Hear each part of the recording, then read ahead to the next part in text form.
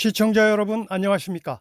공정언론 국민연대에서 전해드리는 주간 모니터링 보고서 위클리 포커스언입니다. 5월 셋째 주 모니터링 결과 모두 32건의 불공정 보도 사례를 적발했습니다.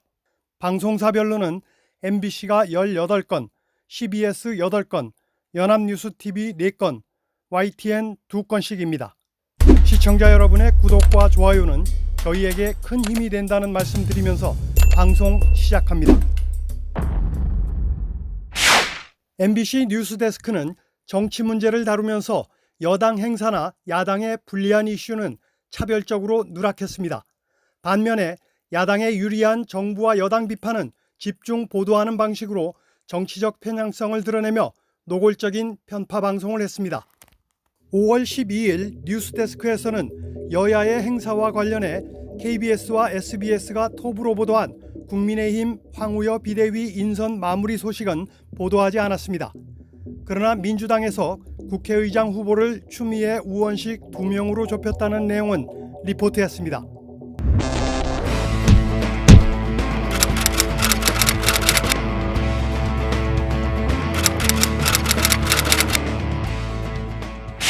뉴스의 가치 판단이 언론사 고유 권한일 수는 있으나 여야 정치 행사를 차별한 것은 정치 문제를 다룰 때는 특정 정당, 정파의 이익이나 입장에 편향돼서는 안 된다는 방송 심의 규정을 위반한 겁니다. 5월 14일에는 검찰 인사와 관련해 톱블록으로 5개 리포트를 집중 보도했습니다.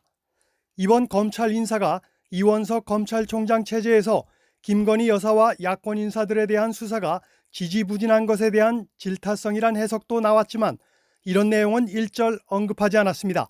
그러면서 뉴스데스크는 야당이 주장하는 김 여사 방탄으로 몰고 갔습니다. 그런데 5월 16일 민주당 입장에서 불리한 뉴스가 나오자 MBC 뉴스데스크는 보도하지 않았습니다. 이 사람이 검찰 수사 받으러 가는데 기자들 만나서 뭐라 그랬냐면은 그거 직무 관련성은 없습니다. 그러니까 자기가 선물은 줬지만 자기가 선물한 것은 나의 직무와 관련해서 대통령 영부인의 부인의 직무와 관련해서 뭐 부탁한 건 없다. 검찰에서는 청탁금지법 위반이라고 해놓고 청탁금지법 위반이 아니라고 지금 스스로 주장하고 있잖아요. 네, 맞습니다. 김건희 여사 특검 필요성을 줄기차게 보도해온 MBC가 정작 야당의 특검 공세에 불리한 뉴스가 나오자 누락한 것은 국민적 관심이 된 사안에 대해 공정한 보도를 하지 않고 있다는 증거가 됩니다.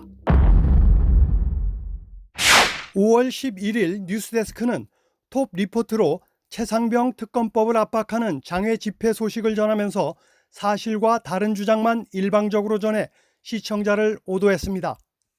리포트에서 취재기자는 해병대 예비역들은 이제 2달 뒤면 더 이상의 추가 통신기록 확보가 불가능해진다며 즉시 특검을 도입해야 한다고 촉구했습니다.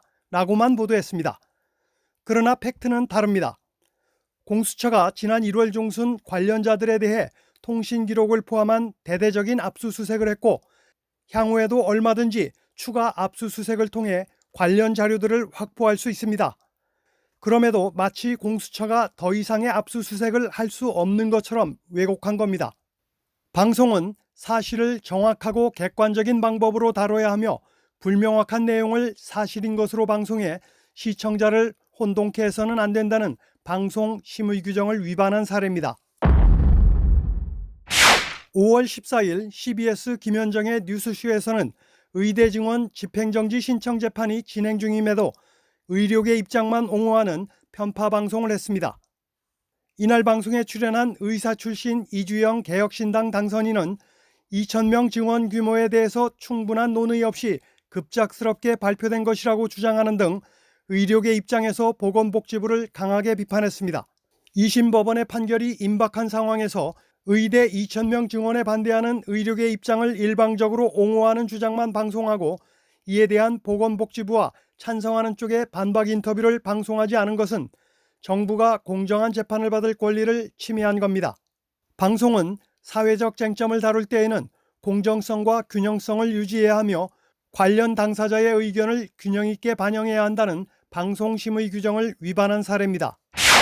보다 자세한 내용은 공정언론 국민연대 인터넷 홈페이지에서 확인하실 수 있습니다. 시청해주신 여러분 감사합니다. 오늘은 여기까지입니다.